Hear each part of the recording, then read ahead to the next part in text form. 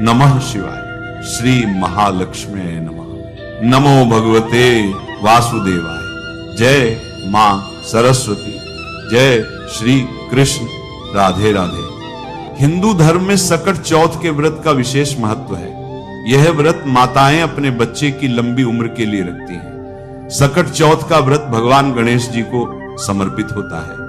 हिंदू पंचांग के अनुसार यह व्रत हर साल माघ महीने के कृष्ण पक्ष की चतुर्थी तिथि को रखा जाता है। सकट चौथ को तिलकुट चौथ, तिल चौथ, माघी चौथ, संकष्टी चतुर्थी या लंबोदर चतुर्थी के नाम से भी जानते हैं। इस दिन व्रत और पूजा पाठ से भगवान गणेश जी जीवन में सभी तरह की बाधाओं को दूर करते हैं। दोस्तों, यह व्रत महिलाएं संतान की लंबी आयु की कामना के लिए करती हैं।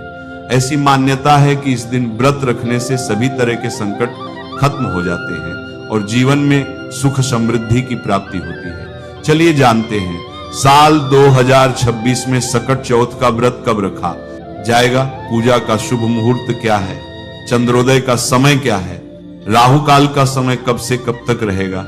आपको बता दें कि माघ माह के कृष्ण पक्ष की चतुर्थी तिथि का प्रारंभ 6 जनवरी 2026 को सुबह 8:01 पर होगा और चतुर्थी तिथि का समापन 7 जनवरी 2026 को सुबह 6:52 पर होगा।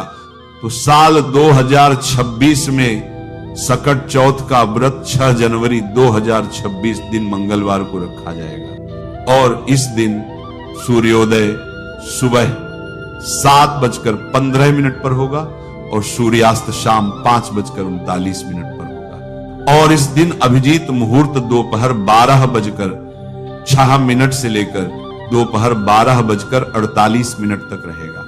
और इस दिन सर्वार्थ सिद्धि योग सुबह 7:15 से लेकर दोपहर 12:17 तक रहेगा।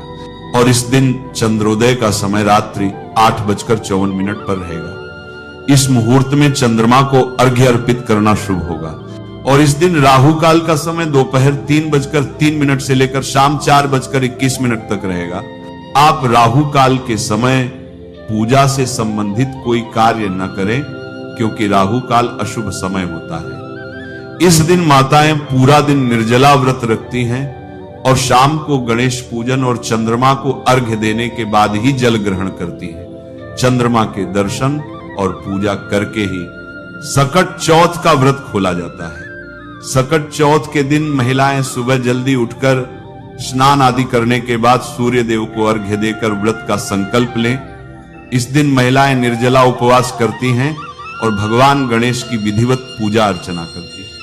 सबसे पहले एक लकड़ी की चौकी या पाटा ले लें, उस पर लाल या पीले रंग का वस्त्र बिछा लें। अब आप गणेश जी की मूर्ति या फोटो स्थापित करें। इसके बाद आप कलश की स्थापना करें। कलश में जल भर लें और उसमें स्वस्तिक का चिन्ह बना लें। कलश के मुख में मौली बांध लें। अब कलश के जल में एक सिक्का, सुपारी, हल्दी की गांठ, फूल और अक्षत आदि डालें। अब कलश के मुख में पंच पल्लव रखने के बाद इस पर एक चावल भरी कटोरी रखें और उसके ऊपर दीप प्रज्वलित करें। इसके बाद भगवान गणेश की विधिवत पूजा करें। रोली, चंदन, अक्षत, दूर्वा, घास, फूल, माला, तिल के लड्डू, घी गुड़ का भोग लगाएं। इस दिन पुत्रवती महिलाएं पुत्र की सुख समृद्धि के लिए व्रत करती हैं। इस दिन तिल और गुड़ के लड्डू का विशेष महत्व है। तिल के लड्डू बनाने हेतु तिल को भूनकर गुड़ की चाशनी में मिलाया जाता है, फिर तिलकुट का पहाड़ बनाया जाता है। कहीं कहीं पर तिलकुट का बकरा भी बनाते हैं। गणेश पूजा करने के बाद तिलकुट के बकरे की गर्दन घर का कोई बच्चा काट देता है। दोस्तों, गणेश पूजन करने के बाद गणेश चालीसा करें। इसके बाद एकाग्र चित्त होकर सकट चौथ व्रत की कथा सुने या पढ़ें और गणेश आरती करने के बाद आप विधिवत पूजा को संपन्न करें। गणेश पूजन के बाद जब चंद्रमा निकल आए तो चंद्रमा को अर्घ्य देकर चंद्रमा को धूप दीप दिखाएं। चंद्रमा से घर परिवार की सुख शांति के लिए प्रार्थना करें। इस तरह से विधि पूर्वक सकट चौथ की पूजा करें। पूजा के बाद अपनी सास को बायना देकर उनके पैर छूकर उनका आशीर्वाद लें। इसके बाद तिल गुड़ का प्रसाद खाकर अपना व्रत खोलें। चलिए जानते हैं कि 2026 में सकट चौथ का नया व्रत शुरू कर सकते हैं या नहीं।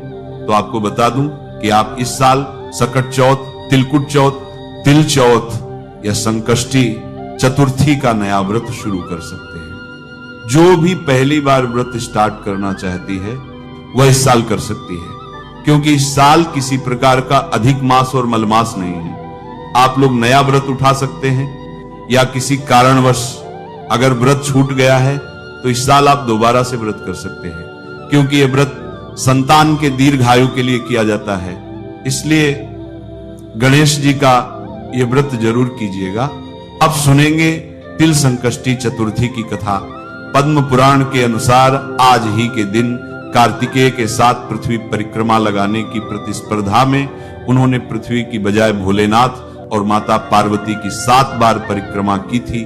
तब भगवान शिव जी ने प्रसन्न होकर गणेश को प्रमुख मानते हुए भगवान गणेश को प्रथम पूजनीय का अधिकार प्रदान किया था। एक शहर में देवरानी और जेठानी रहते थे। जेठानी बड़ी अमीर थी और देवरानी गरीब थी। देवरानी गणेश जी की परम भक्त थी। देवरानी का पति जंगल से लकड़ियां काट कर लाया करता था और उसे बेचता था और अक्सर बीमार रहता था। देवरानी जेठानी के घर का सारा काम करती थी और बदले में बचा हुआ खाना, पुराने कपड़े उसको दे दिया करते थे। इसी से देवरानी का परिवार चलता था। नियत समय पर देवरानी ने सकट चौथ का व्रत किया।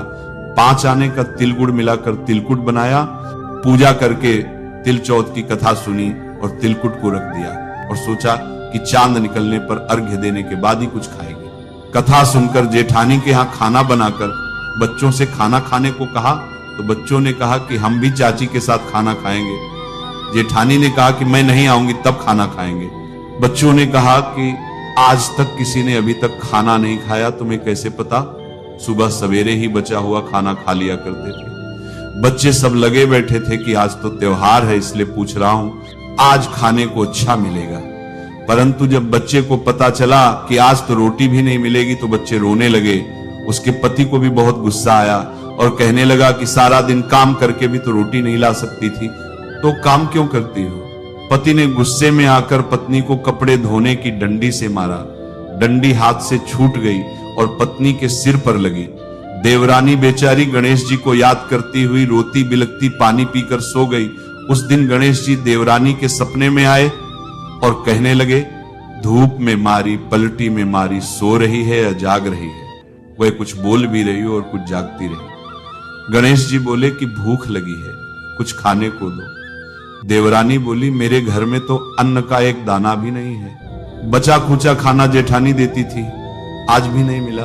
पूरा बचा हुआ में वो तिलकुट रखा है। खाने के बाद गणेश जी बोले, धूप में मारी, पलटी में मारी, निपट अब लगी कहानी। वह यहां पड़ा है जहां तेरी इच्छा है वही। गणेश जी बच्चे की तरफ देखकर बहुत गुस्सा हुए। देवरानी सुबह उठकर देखती है कि पूरा घर मोतियों से जगमगा रहा है। वह हैरान हो गई कि पूरा मोतियों से भरा पड़ा है। पुष्करणी गए थे, वहां की थी। मैं उस दिन हेमंत में पुरानी जेठानी के यहां काम करने नहीं गई। काफी देर तक इंतजार करने के बाद जब जेठानी ने बच्चे को देवरानी को बुलाने के लिए कहा, जेठानी ने सोचा कल खाना नहीं दिया इसलिए शायद देवरानी बुरा मान गई है। बच्चे बुलाने गए और बोले, चाची माँ ने बुलाया है, सारा काम पड़ा है। देवरानी ने जवाब दिया, अब उसकी कोई जरूरत नहीं रही, घर में सब भरपूर है। गणेश जी के आशीर्वाद से बच्चे ने जाकर बताया कि चाची का तो पूरा घर हीरे मोतियों से जगमगा रहा है। जेठानी दौड़ती हुई देवरानी के पास आई और पूछा कि यह सब कैसे हुआ। देवरानी ने उसके साथ जो कुछ भी हुआ था वह उसे कह डाला। घर लौटकर जेठानी ने अपने पति से कहा कि आप भी मुझे धूप में और पलटी में मारो। उसका पति बोला कि भली मानस, मैंने कभी तुम पर हाथ नहीं उठाया, मैं तुम्हें धूप में और पलटी में कैसे मार सकता हूं। वह नहीं मानी और जिद करने लगी। मजबूरन पति को उसे मारना ही पड़ा। उसने ढेर सारा घी डालकर तिलकुट बनाया और मिट्टी में रखकर सो गई। रात को विनायक जी सपने में आए और कहने लगे, भूख लगी है, कुछ खाने को दो। जेठानी ने कहा, गणेश जी महाराज, आपने देवरानी को सूखा आटा दिया, मैंने तो घी का चूरमा बनाया आपके लिए, और जो चाहे स्वरूप ले लो। अब निपटारे के यहां तो टूटी फूटी झोपड़ी थी। मेरे यहां के लोगों ने पूछा, मेरे ललाट पर बड़ी बिंदी है। जेठानी सुबह जल्दी उठ गई, सोचा घर हीरे जवाहरात से भर चुका होगा। यहां पर देखा तो पूरे घर में गंदगी फैली हुई थी, तेज बदबू आ रही थी। उसके सिर पर भी बहुत सी गंदगी लगी हुई थी। उसने कहा कि गणेश जी महाराज, ये क्या आपने क्या किया है? मुझसे रूठे और देवरानी पर प्रसन्न हुए।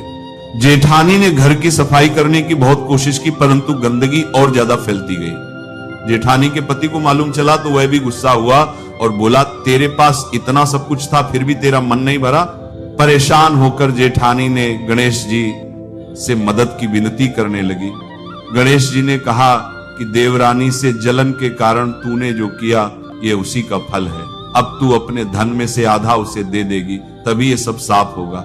उसने धन बांट दिया, किंतु चेहरे की एक हांडी को चूल्हे के नीचे दबा कर रखी थी।